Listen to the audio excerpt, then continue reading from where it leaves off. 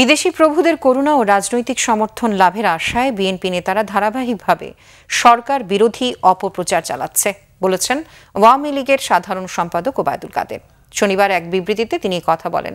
ওবায়দুল কাদের বলেন, তথাকথিত গুম, খুন ও মামলার সংখ্যা নিয়ে বিএনপি নেতারা অপপ্রচার চালাচ্ছে। ঢালাওভাবে অপপ্রচার না চালিয়ে রাজনৈতিক কারণে নিপীড়ন, নির্যাতনের কোনো ঘটনা ঘটলে সুনির্দিষ্ট তথ্য প্রকাশের দাবি জানান তিনি।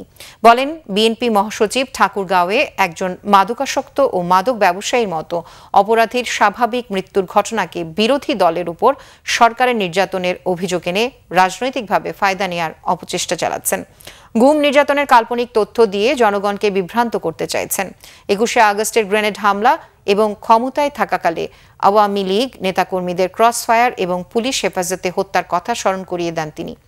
আওয়ামী লীগ প্রতিহিংসার রাজনীতিতে বিশ্বাস করে না বলেও মন্তব্য করেন ওবায়দুল কাদের।